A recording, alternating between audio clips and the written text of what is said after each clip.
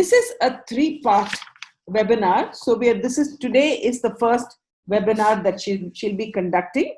There will be 2 more which will be held on the following Tuesdays. So the next Tuesday and the Tuesday after that.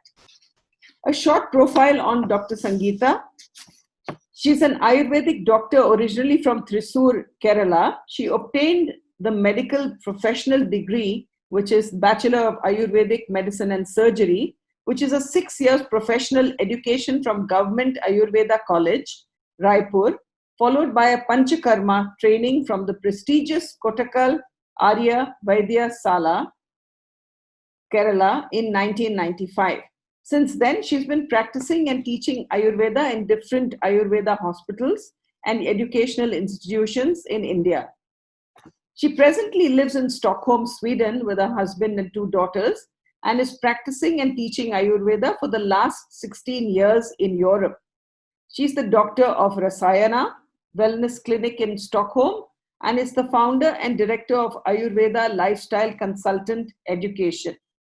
She's been featured in many Swedish healthcare magazines.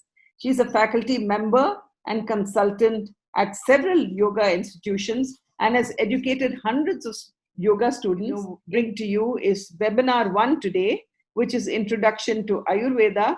Learn the basic principles of Ayurveda and the concept of health and disease. According to Ayurveda, happiness is health. We can only be happy if we believe in ourselves. Being rooted in your true self not only leads to happiness, but you can also better overcome emotional and physical challenges. So the way we'll structure it today is there'll be 45 minutes of talk followed by 15 minutes of Q&A, and that will be moderated by Dr. herself. And you can put your questions on the chat function, which is at the bottom of your screen, or you can ask her yourself after the chat questions are over. You will be muted right through the talk, and that's essential because we are recording this session. And so over to you, Dr. Sangeeta. Thank you, Vinaji, for a beautiful introduction and inviting me here on this platform. So today I'll be talking about Ayurveda. I'll be giving a small introduction, and it's mostly for the beginners. So before I start, I would like to introduce you to one mantra, which is a wellness mantra, and it is paying obeisance to Lord Dhanvantari. I would share one screen so you can just go through this mantra. So I will just say this mantra. It's called Ragadi Rogan Satata Nushaktan Ashesha Kaya Prasitan Asheshan Autsukya Moha Arapidhan Jagana Yo Apurva Vaidyaya Namo Astu Tasmai. So you see, this mantra starts with the word raga, and raga means desire. So raga is considered as the root cause of all disease. Raga Adi, Adi means primary. So the primary source of all disease is actually rooted in the mind. So you can see the beauty of Ayurveda is the mental health here is embedded in this mantra. So we pray to Lord Dhanvantari, who helps us to get rid of Raga Adi diseases which constantly affects our body and mind and manifest as restlessness and anxiety. So you can see with this mantra itself, the holistic approach of Ayurveda, how important is our mental health, because that can lead to different manifestations on the body, pathological manifestation. So this is the first mantra, or you can say sage Vagbhatacharya, who actually wrote Ashtanga Hridaya. He starts this book, the first chapter, with this mantra.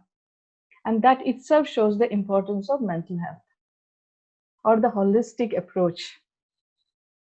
So what is Ayurveda?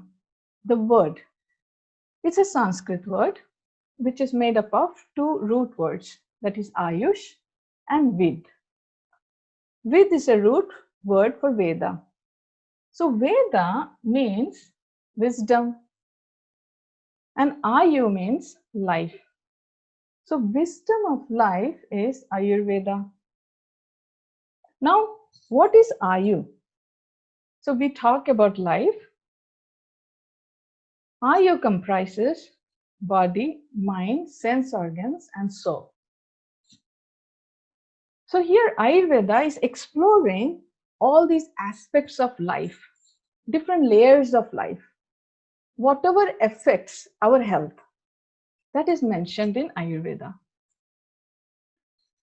So there are different types of life. That is happy life, unhappy life, healthy and unhealthy life. There are 4 types. In Sanskrit, it's mentioned as Hitayu, Ahitayu, Sukhayu, and Dukhayu. So these are the 4 different types of life that's mentioned in Ayurveda. So it encompasses all our being, that is spiritual, physical, and mental being. Even social well-being is also important for us to be healthy. So this is about Ayu. So Ayurveda is, we can simply say, it's knowledge or wisdom of life. See, what is so unique about Ayurveda? We all talk about now it's becoming even more popular and it attracts even the modern civilization. This science is so ancient, 5,000 years old, but it is getting more and popular now. And it's equally applied even to the current situation. So uniqueness of Ayurveda is, first is its individualistic and organic approach to life. Ayurveda considers each and every person unique. So if 2 persons have the same imbalance, the treatment that's given can be different. So we don't see the disease, we see the individual. And that is one of the uniqueness of Ayurveda. You'll not find this in any other science. And the second uniqueness is it empowers you with the responsibility to take care of your health. So the individual's participation is very important in the journey of healing.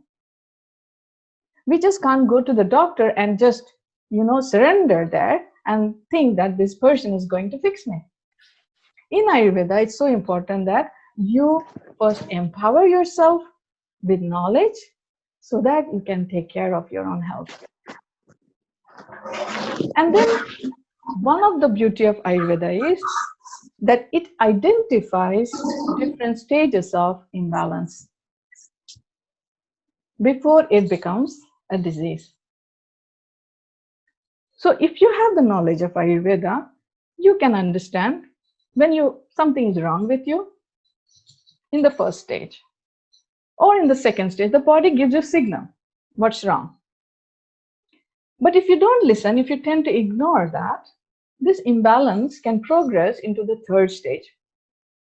And likewise, it goes on until it reaches the 5th stage, it gets manifested as a disease. So before that, you will not understand if there is any problem. You go to the doctor, they can do your X-ray or do any test. You cannot find the problem because the imbalance is still in its initial state. It has not manifested or your imbalance has not taken a name or a form. But there is definitely some signals. But if you have the intelligence, if you have the knowledge, you can correct it. And you can reverse the process of, the imbalance. So that is the uniqueness of Ayurveda. And though it is so ancient, it is still relevant to the modern civilization. Now we go ahead. Now you got an idea about the literal meaning of Ayurveda. So we are talking about Ayu, about life, all aspects of life, and Veda, which means knowledge. So what is the goal of Ayu? Now we talk about Ayu only. What is the goal of Ayu? So there are 4 goals of Ayu.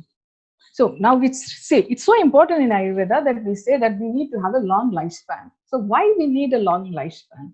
What do you want to do with Ayu? So there are 4 goals. We call it Purushartha: Dharma, Artha, Kama, Moksha.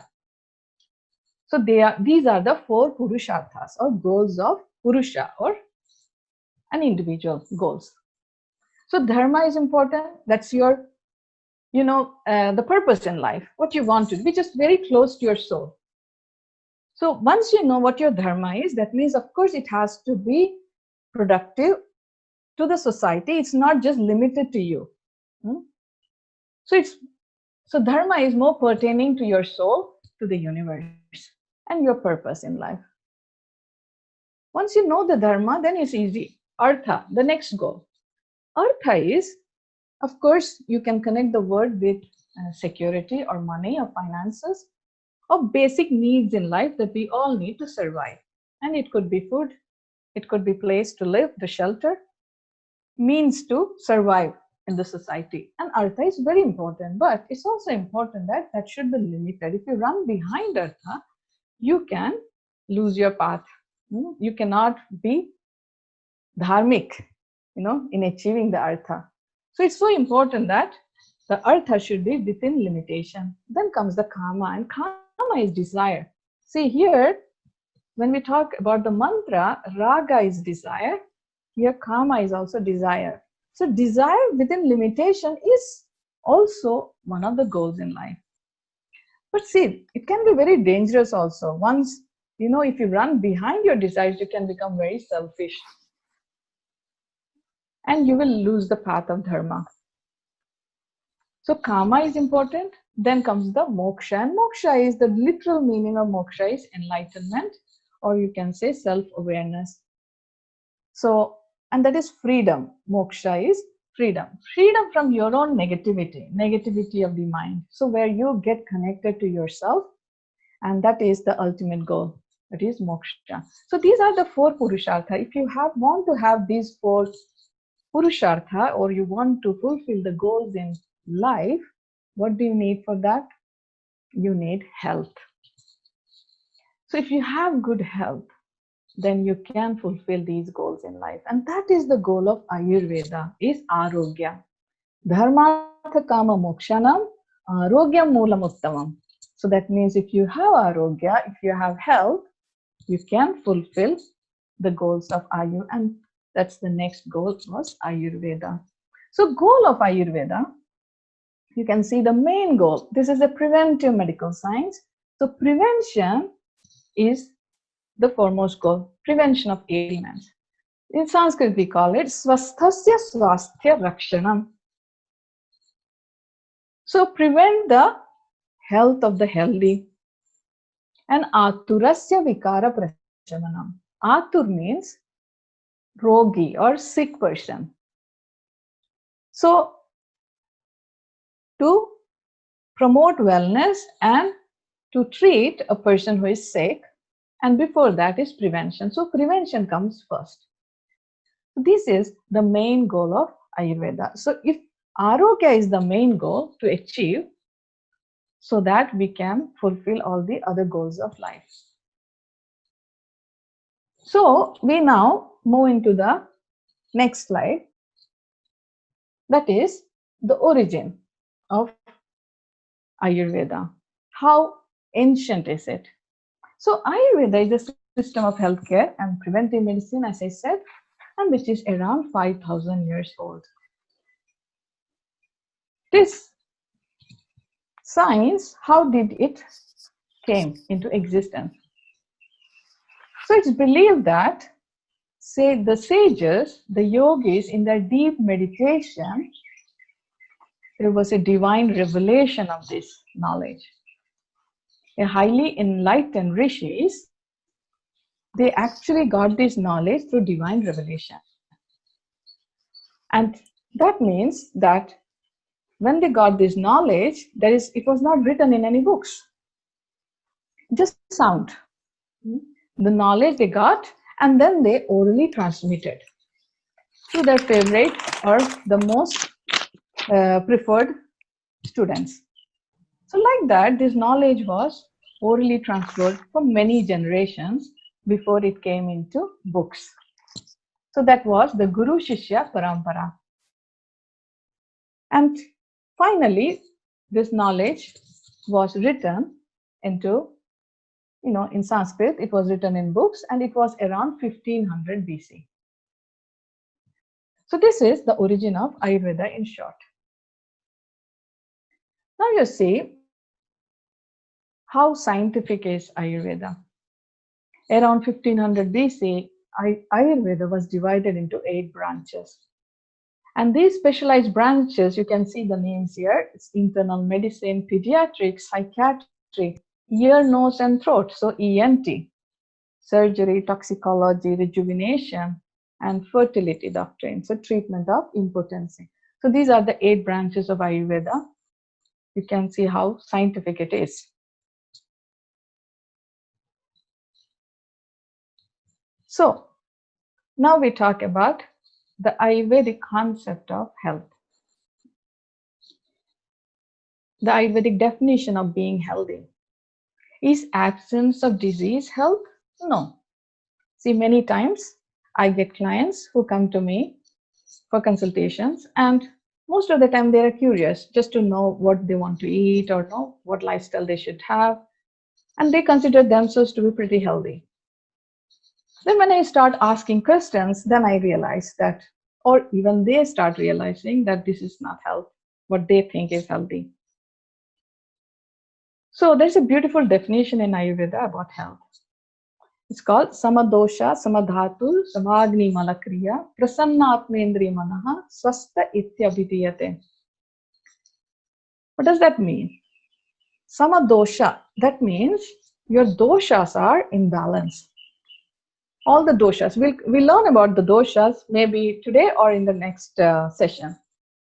So doshas, that is the 3 primary forces of nature or the energies in the body. The doshas are balanced.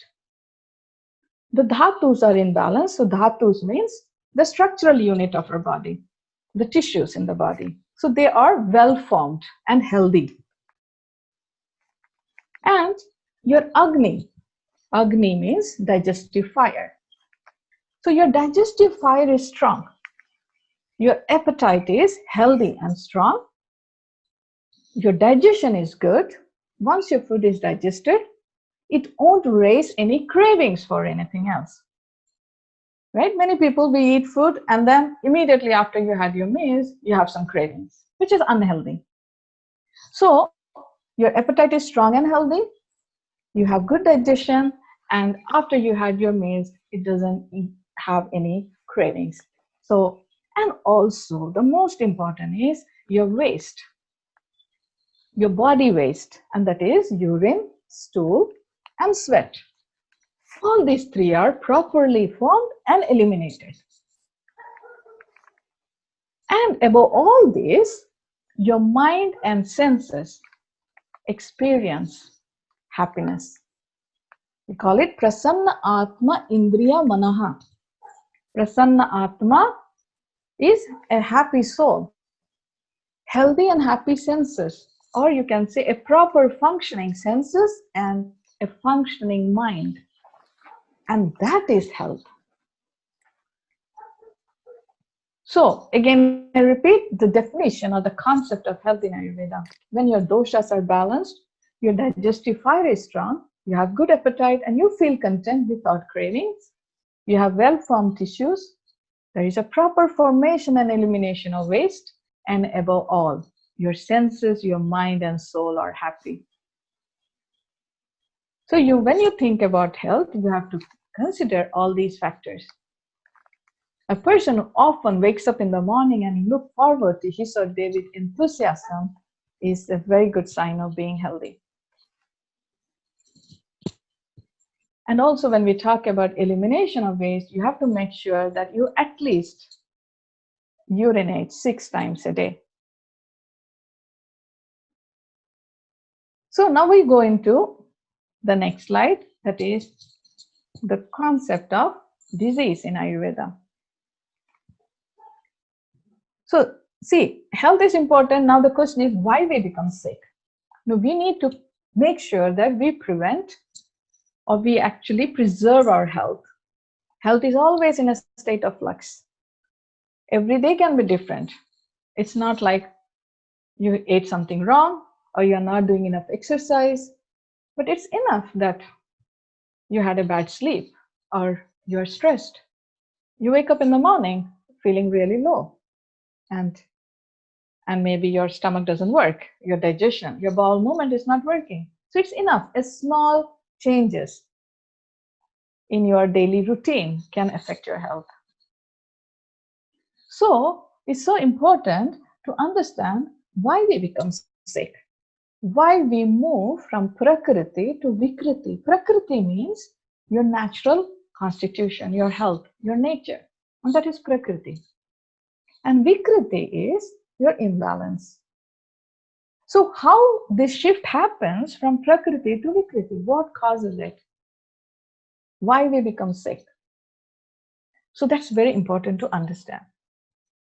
In Ayurveda, one of the cause of disease is called pragya aparadha. Pragya means buddhi. Buddhi is intellect.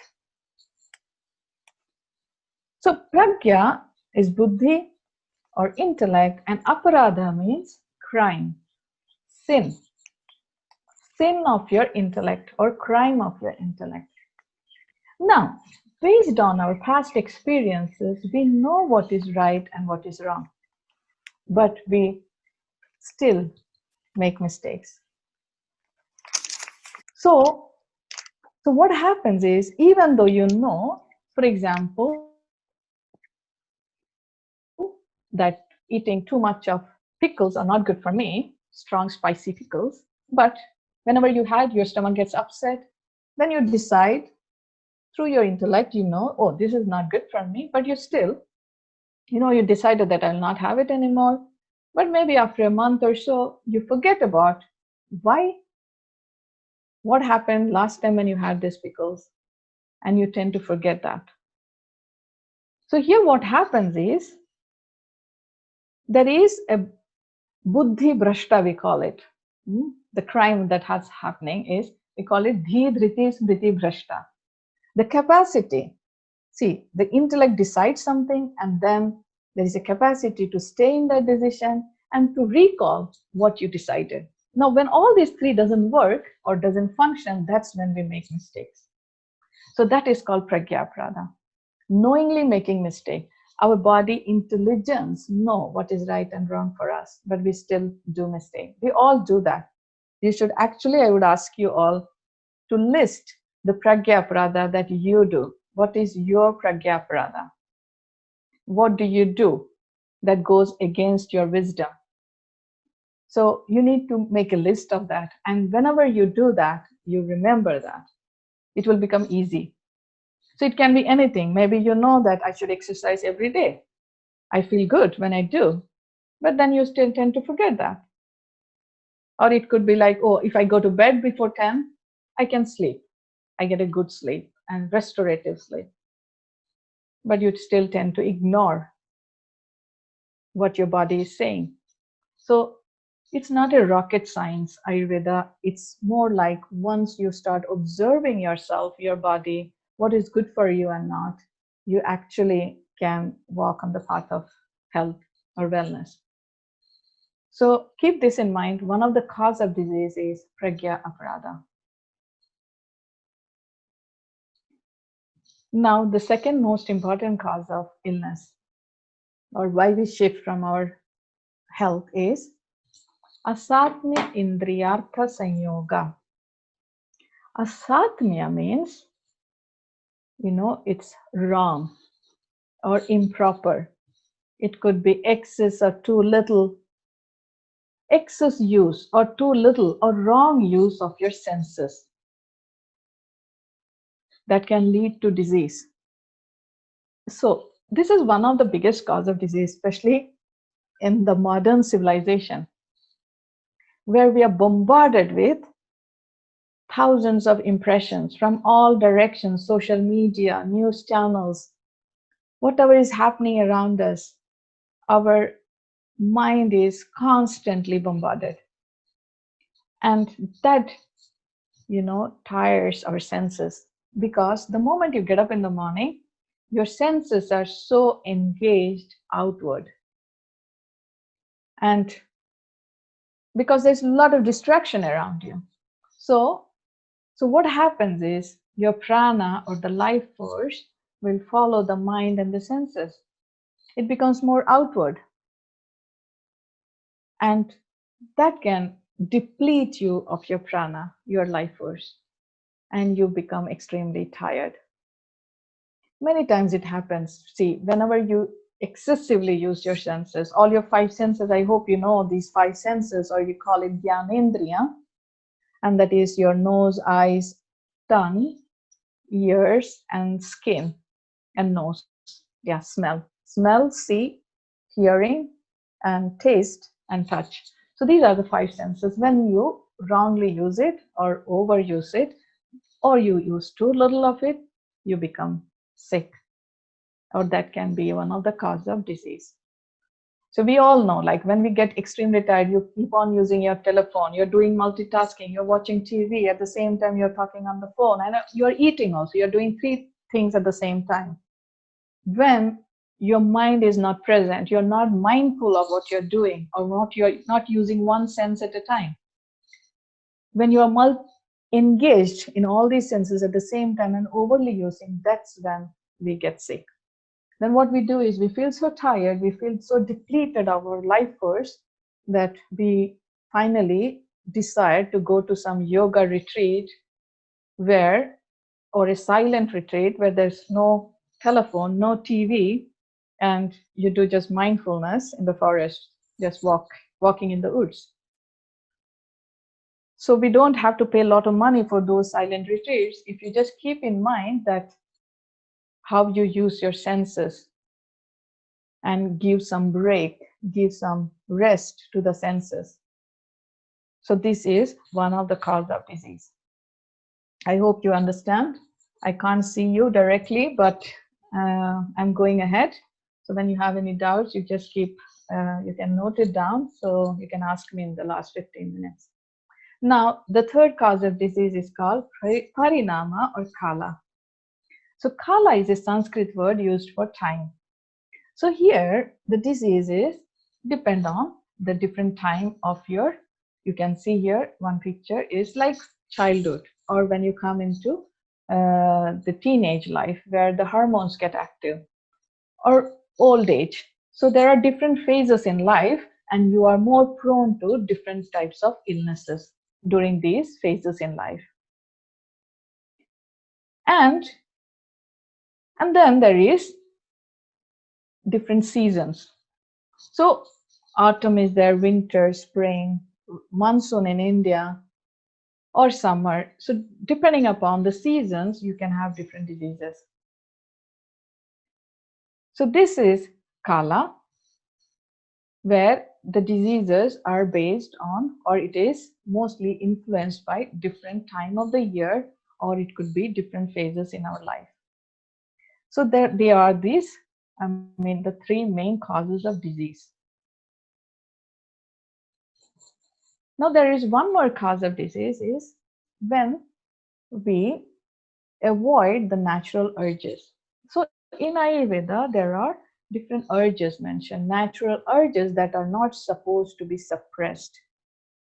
And there are some urges that should be contained. So this is a list of urges that's very important that you should not suppress. And very simple is like, especially women do that, is hold the urge to urinate. If they are in the public place or maybe in the middle of the meeting, they don't like to go to the public toilet. One of the main problems of controlling or suppressing the urge of urine is headache. So you can have headache or migraine if you control the urge of urination. So these are few of the urges. I'm not going into detail, but it's important to keep in mind that natural urges should not be suppressed, or that can lead to disease.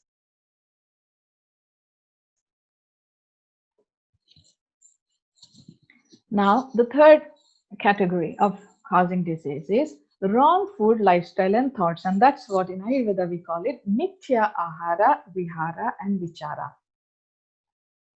Wrong food, is ahara, vihara is lifestyle, and vichara is thoughts, your mental attitude. So, for example, there's like it's very much trendy now that everyone eats organic and think a lot about what kind of food they should eat, what lifestyle they should have, do yoga maybe twice a week, or go and to the gym, or do some exercise, or have good walks, and have a good routine when it comes to food or sleep and exercise.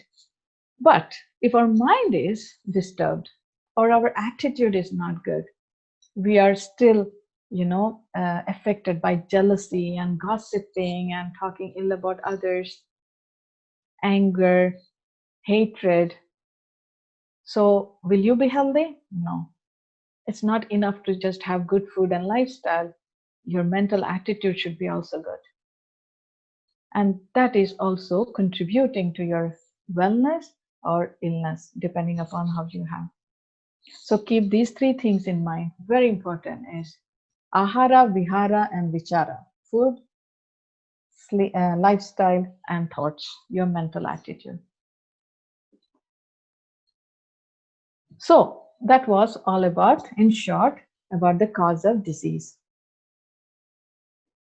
Now we try to understand how to be healthy, how to keep your health in good shape. For that, Ayurveda always talk about to have good routines in life, dinacharya. In your routines, if you have healthy routines, you will be happy. So happiness, you will find it in routine. If you have good food, for example, you eat healthy, but if you don't have good routines, no matter if you eat healthy, can be still sick. So routines are really important. So we go through some of the routines. I know it's really, it's not very foreign to you about these routines. We all have in our Indian culture, but we tend to forget. So it's just a sweet reminder of how you should have good routine. So waking up in Brahma Muhurt is really important. If you can't wake up around 4 or 5, at least make sure to wake up before 6. And there is a reason behind that. I will tell you later, because it's again connected with the Ayurvedic clock. And that you will only understand if you have the knowledge of the doshas, Vata, Pitta, Kapha. So try to get up before 6 in the morning. And the first thing you have to think is about your digestion, your bowel movement. It's not like you get up in the morning, you just take shower and then go to work. You have to make sure that you empty your bowel in the morning. So you try to assess your digestion and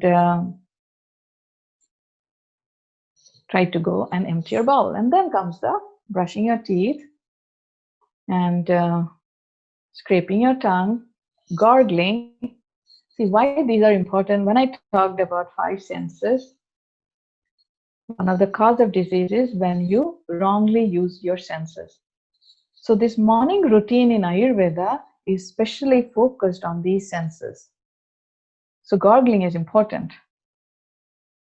And then one of the good healthy routine is doing nasya.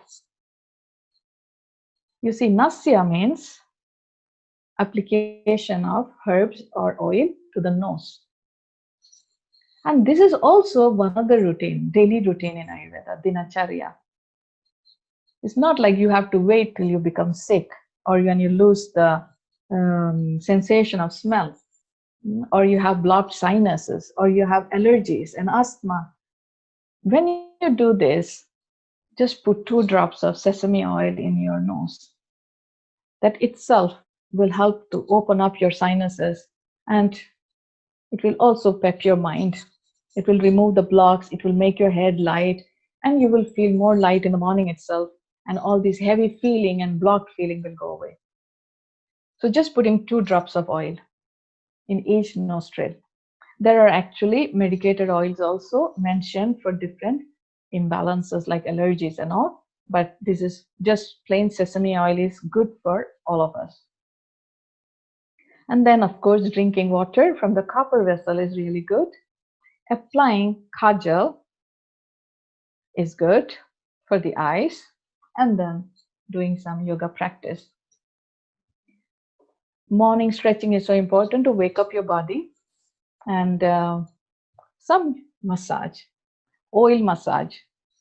It's all rooted in our culture, but we forget it. And it's so interesting when I see people in the West, when they do this routine, how much difference they feel in their mental health and physical health. So applying oil whole body is very good. If you have time, should do it. At least in the weekends, you should try to do.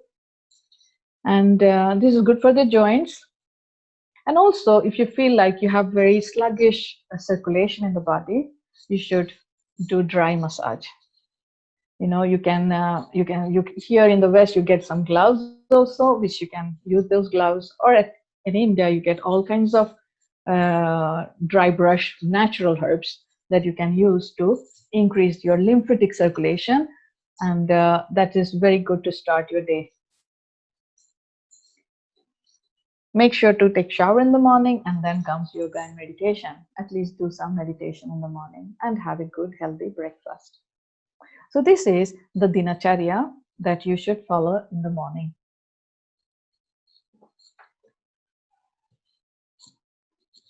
Now at work, what you have to feel is like, if you feel tired, you shouldn't go and grab coffee. What you should do is you can do some yoga or stretch your body and drink herbal tea. There are different kinds of herbal teas. You can just choose any. It could be just cumin tea, jeera. Cook the water with some spice cumin, or you call cumin here. I just said the Swedish word spice cumin. And or you can just have a ginger tea, which is right now very good to boost your immunity. Or tulsi, the best thing. It's everywhere in India. You should do that. Make fresh tulsi ginger tea or fresh tulsi ginger turmeric tea. Haldi, turmeric, ginger, and tulsi. Fresh leaves of tulsi. You know how much we have to pay here to buy tulsi tea? Dry leaves. You get dry leaves, tulsi bags, you get tea bags. But in India, you have that opportunity. You can grow tulsi everywhere at home, and you just drink tulsi tea. It's very good for your spirit. It's a spiritual herb. You all know that in every Hindu home, we worship tulsi. So it affects your mind and spirit positively. So make sure to drink. You try this: fresh tulsi, ginger, and turmeric. All the three together. You can make a tea out of that.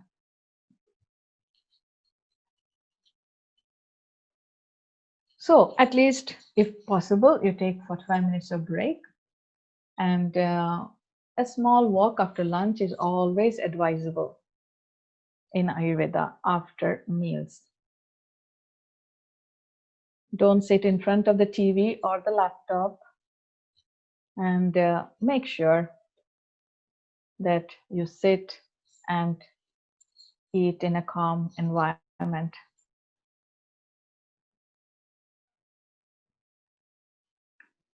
So that was the routine during the day, what you have to keep in mind. And when you come home in the evening, it is time for, again, lighting a lamp. This is dawn and dusk has a lot of negative energy. That's why it's always good to light a candle or do some, engage into some spiritual activity. And I'm sure you all do this. And take away all the negative energy when you come home. Wash your hands and feet if you don't take shower in the evening, and make a pleasant environment at home, and prepare for the dinner. Early dinner is advisable. I sometimes really feel bad when I talk about early dinner here in Sweden. The Western culture, especially in Swedish people, have dinner very early, around 6 o'clock, sometimes 5:30.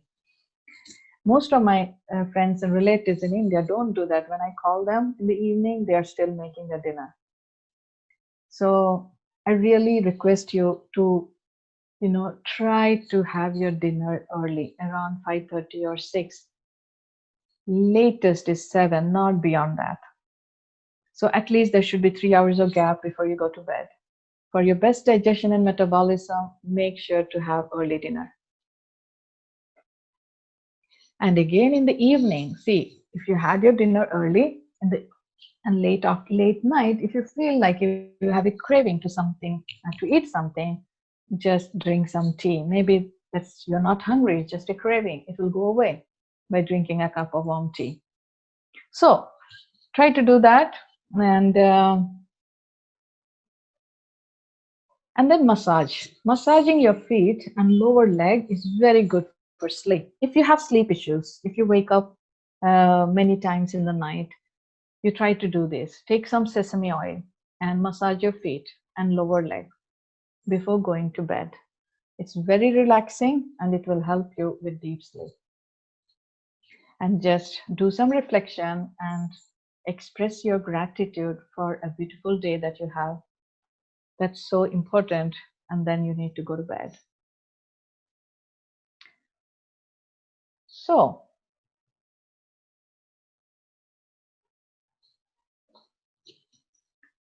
that was about the daily routine.